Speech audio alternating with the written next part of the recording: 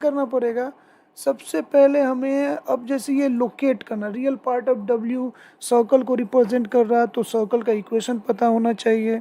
Okay, क्योंकि circle फिर imaginary part of W, okay, ये जो कर्व है इस कर्व का इक्वेशन पता होना चाहिए। तो फिर से हमें वही टेक्निक यूज़ करना होगा, z को x प्लस आयोटा y लेना पड़ेगा।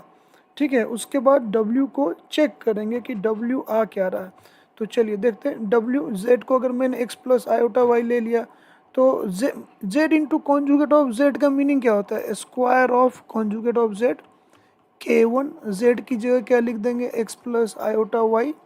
ठीक है, then plus k2 iota x plus iota y plus lambda into 1 plus iota, right. तो ऐसा करके देखते हैं w क्या मिलेगा। नाउ w इज ये पार्ट क्या हो जाएगा, x square plus y square. Now this is k1x, okay, plus iota k1y plus iota k2x minus k2y plus lambda plus iota lambda, right.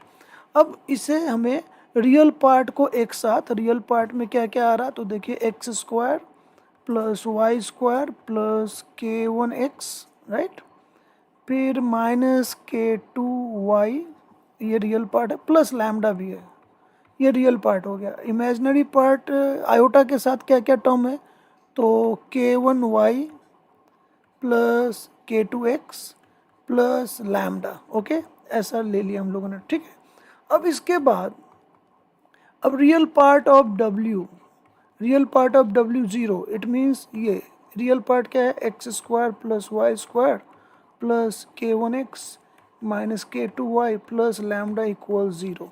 तो ऑब्वियस है ये सर्कल को रिप्रेजेंट कर रहा, सर्कल का अगर कोऑर्डिनेट ज्योमेट्री में याद होगा ये सर्कल का इक्वेशन होता है।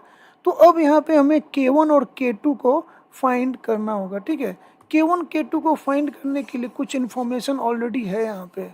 क्या इन्फॉर्मेशन है तो इन्फॉर्मेशन ये है कि सर्कल का रेडियस 1 है और ये फर्स्ट क्वाड्रेंट में है और किसको टच कर रहा है, y इक्वल्स 1। y इक्वल्स 1 कैसा होगा, ये है y इक्वल्स 1, ऐसा होगा y इक्वल्स 1, ओके, को टच कर रहा और y एक्सिस को टच कर रहा। ठीक है, ये फिर इसे भी देखते हैं, और भी curve, imaginary part of w, इसे भी चेक कर लेते हैं। Imaginary part of w is zero, तो हमें ये मिलेगा, देखिए k1y plus k2x plus lambda equal zero मिल जाएगा। ठीक है, तो अब यहाँ से देख, यहाँ से क्या समझ में आ रहा, अब जैसे radius in first quadrant touching line equals 1, तो ये y इक्वल्स 1 है और x एक्सिस है, तो ऐसा हो सकता है फर्स्ट क्वाड्रेंट में है तो ऐसा हो सकता है। ठीक है, ऐसा सर्कल हो सकता है, राइट। सर्कल ये दो पॉसिबल सर्कल लग रहा है, लेकिन राइट ये जो है ना नीचे वाला सर्कल नहीं पॉसिबल है। पता है क्यों नीचे वाला सर्कल पॉसिबल नहीं है, क्योंकि अगर ऐसा नीचे वाले सर्कल को लेंगे जो y इक्वल्स 1 और y एक्सिस को टच कर रहा, क्योंकि इसका रेडियस 1 है तो ऑटोमेटिक सेंटर कहाँ आ जाएगा, रियल एक्सिस पे आएगा और कुछ पार्ट सर्कल का फर्स्ट क्वाड्रेंट में नहीं जाने वाला, तो हम लोग केवल ऊपर वाले सर्कल को लेंगे, ये सर्कल। ठीक है, इस सर्कल में अब देखिए ये क्या हो जा रहा है, ऑब्वियस है, दिस इज सेंटर।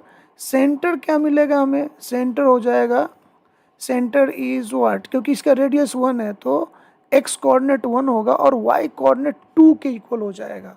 समझ रहे क्यों, क्योंकि y इक्वल्स 1 को टच करना है इसे, राइट, क्लियर है, क्योंकि ये एक y एक्सिस को टच कर रहा तो x कोऑर्डिनेट 1 है, क्लियर है, x इक्वल्स 1 ऐसा इस लाइन पे होगा सेंटर।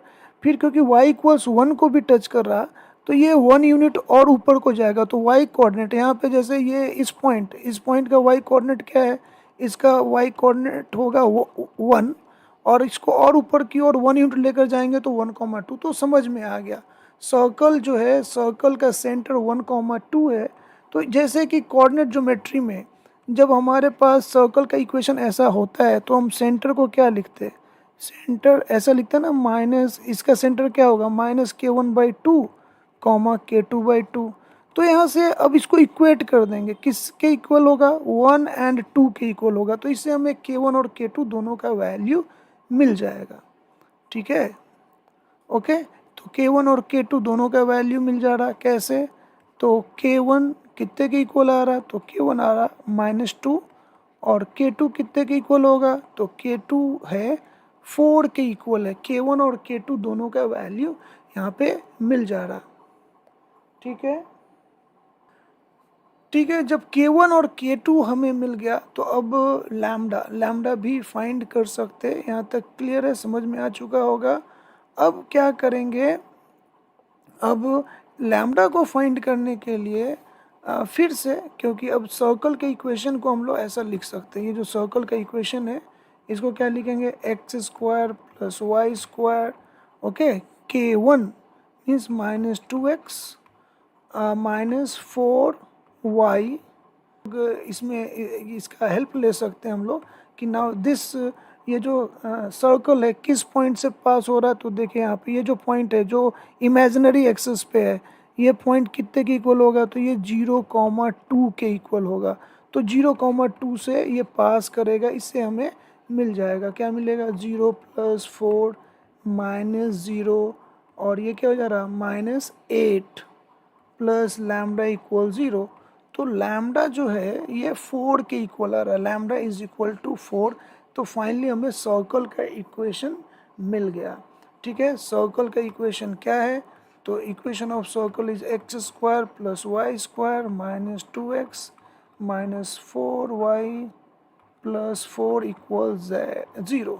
ठीक है, अब इमेजिनरी, ये यहाँ तक ये हो गया। तो इसको एक काम करते हैं, अब सेकंड कर्व जो है, जो दिख रहा मुझे straight line, second curve means imaginary part of W is 0। तो यहाँ पे अब इसको क्या लिखेंगे, K1 का वैल्यू जो मिला था हमें, K1 के वैल्यू को यहाँ पे लिख देते हैं। K1 is what, -2y, K2 is 4x and lambda is 4। ठीक है, तो हमें अब स्ट्रेट लाइन भी मिल चुका है। तो ऑब्वियस है स्ट्रेट लाइन सर्कल को 2 पॉइंट पे इंटरसेक्ट कर रहा, A एंड B। तो अब हमें AB लेंथ को फाइंड करना है। ठीक है, तो चलिए फाइंड करते। फिर से हमें ये डायग्राम ड्रॉ तो करना ही पड़ेगा। पहले स्ट्रेट लाइन के इक्वेशन को और थोड़ा सिंप्लीफाई कर लेते हैं। इसको 2 से अगर डिवाइड करेंगे तो 2x - y, ओके, +2 = 0, ऐसा कुछ मिल रहा है, राइट। तो straight line 2x - y +2 = 0, okay. Centre तो मालूम ही है हमें। अब स्ट्रेट लाइन इसे 2 पॉइंट A एंड B पे इंटरसेक्ट कर रहा। सेंटर सर्कल का क्या है, तो ये है 1,2, राइट। हमें AB लेंथ, यही AB लेंथ फाइंड करना है। तो AB लेंथ फाइंड करने के लिए क्या करेंगे, सेंटर से परपेंडिकुलर ड्रॉ करना है, किस पे, कॉर्ड AB पे। D मिड पॉइंट है, पता है हमें। इट मीन्स AD जो होगा क्या बोलेंगे, हाफ ऑफ AB। अब AD को मालूम कर सकते इजीली। ठीक है, कैसे मालूम करेंगे, तो नाउ इनको ऐसा ज्वाइन कर देते AC, ओके। तो नाउ यहाँ पे क्या क्या हमें पता है, AC लेंथ ऑलरेडी हमें पता है, AC लेंथ इज रेडियस 1 के इक्वल है। CD लेंथ मिल जाएगा हमें, CD length is what, perpendicular distance of 1,2 from this line, coordinate geometry में पढ़ा है आपने। तो नाउ मॉडुलस ऑफ ये जो CD लेंथ है इसे क्या लिखेंगे, 2 × x की जगह 1 -2 + 2 डिवाइडेड बाय √2 स्क्वायर, ओके। और ये -1 होल स्क्वायर ऐसा लिखेंगे। तो देख सकते हैं ये 2 कैंसिल हो जा रहा, एंड फाइनली मुझे मिल रहा 2/√5, ओके। अब सिंपल क्या करना है, AD के लिए पाइथागोरस थ्योरम यूज कर लेना है। AD कैसे मिलेगा, तो AD² is equal to what, AC² - CD²। तो AC 1 है और CD² क्या है, 4/5। तो ये मिल रहा है 1/5 AD²। इट मीन्स AD कितने के इक्वल हो गया, 1/√5। जब AD 1/√5 है तो AB लेंथ हमें मिल जाएगा। AB लेंथ कितने के इक्वल मिलेगा, 2AD। It means 2/√5। तो अब हम ए बी स्क्वायर को फाइंड कर लेंगे विच इज़ 4/5। तो finally 30 into A B square ये कितने के इक्वल हो जा रहा, 30 इंटू 4/5 इट्स अ 24, 5 6 30, तो 24 आंसर इसका हमें मिलेगा। ठीक है, तो हमारे चैनल को लाइक कीजिए, सब्सक्राइब कीजिए और शेयर कीजिए। बेल आइकन को दबाना मत भूलिएगा ताकि आपको हमारे चैनल के नए वीडियोस के नोटिफिकेशन मिलते रहें।